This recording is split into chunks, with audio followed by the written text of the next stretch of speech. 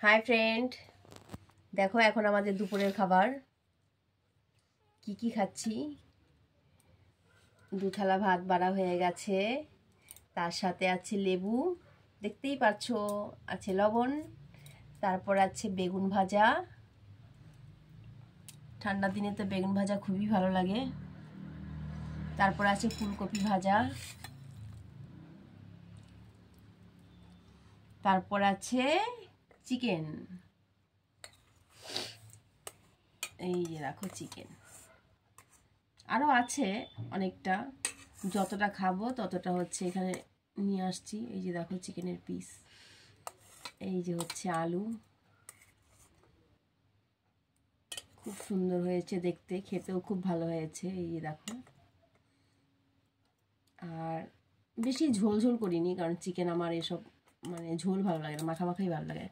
আর এখানে আছে টমেটোর চাটনি। আজকে এসবই খাবার দাবার। কেমন লাগছে? ভালো লাগলে একটা লাইক, কমেন্ট, শেয়ার করে দিও, ঠিক আছে?